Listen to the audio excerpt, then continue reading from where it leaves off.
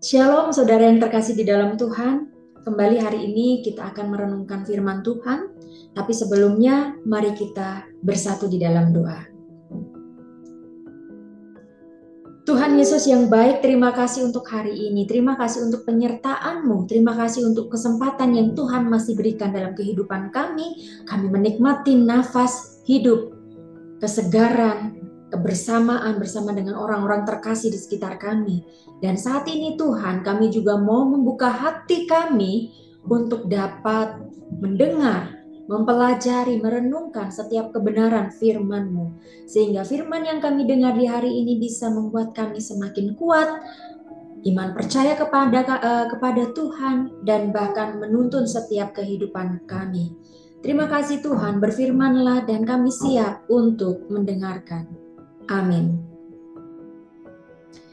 Saudara, hari ini kita akan membaca Matius 10 ayat 5 sampai 15. Bapak Ibu Saudara bisa membaca satu perikop ini di rumah supaya lengkap, dan saya akan membacakan dari satu ayat Matius 10 ayatnya yang ke-7. Pergilah dan beritakanlah, kerajaan surga sudah dekat.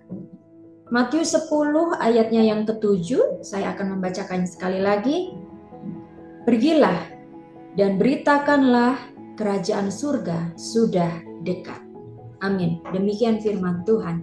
Berbahagialah bagi kita yang mau mencoba terus belajar, mengerti, dan melakukan setiap kebenaran firman Tuhan dimanapun kita berada. Bapak Ibu Saudara, hari ini kita belajar dengan tema pergi dan beritakanlah. Kalau tadi kita sudah baca dalam satu perikop ini, Matius 10 ayat 5 sampai 15, di sini sebenarnya Tuhan Yesus mengutus para muridnya untuk mencari domba-domba yang terhilang. Nah, di dalam tugas mengutus ini, Tuhan Yesus tidak memperkenankan para murid ini untuk menyimpang jalan ke bangsa yang lain.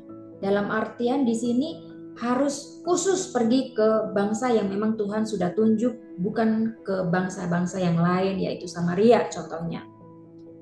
Tuhan Yesus mengutus ke-12 muridnya ini untuk pergi hanya ke orang Israel yang intinya mengabarkan berita sukacita bahwa kerajaan surga sudah dekat.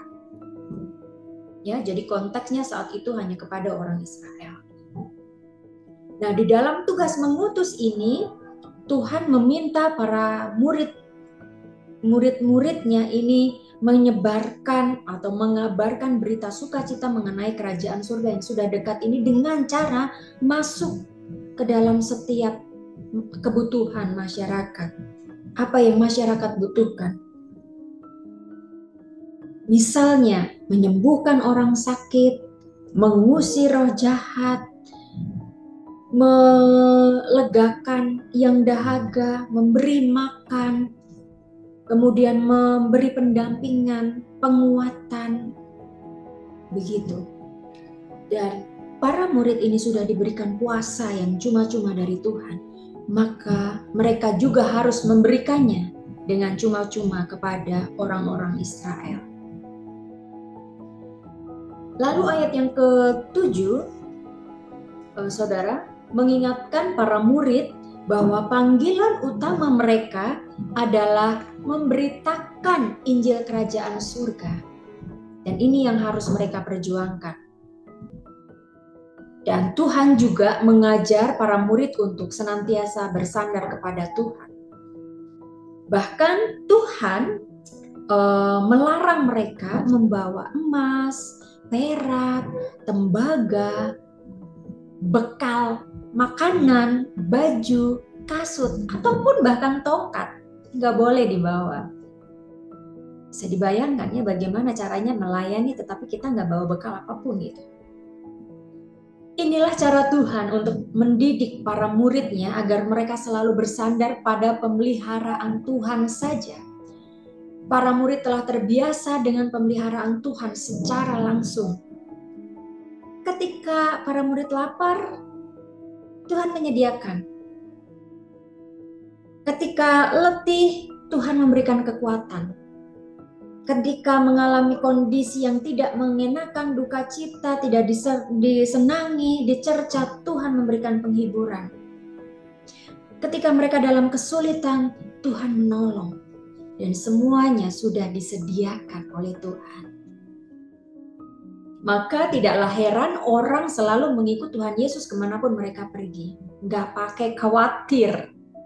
Ya, dan mungkin kalau kita ya Bapak Ibu, Saudara, kita bayangkan pasti ada rasa was-was, ada rasa khawatir, pasti berkecamuk dalam kehidupan kita. Tapi para murid memang diajar untuk seperti itu ya. Ini merupakan latihan dan ujian iman yang terbaik. Mereka harus belajar melihat penyertaan Tuhan.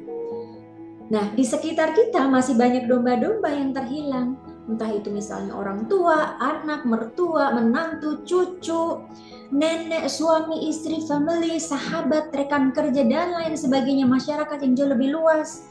Mereka perlu dituntun untuk masuk di dalam kawasan dombanya Allah.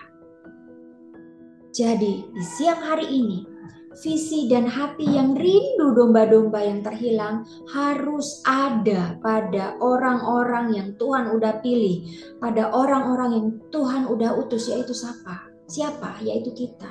Untuk apa? Memberitakan Injil. Tuhan rindu mengutus kita untuk mencari domba-domba yang terhilang. Jadi, biarlah kita senantiasa dipakai Tuhan untuk menjadi alatnya. Untuk memberitakan kebenaran di tengah-tengah dunia yang keadaannya semakin memprihatinkan. Dan yang dibutuhkan adalah hati. Hati seperti Tuhan Yesus yang penuh belas kasih kepada orang-orang yang jiwanya terlantar. Pertanyaannya yang perlu kita renungkan saat ini adalah, bersediakah kita dipakai?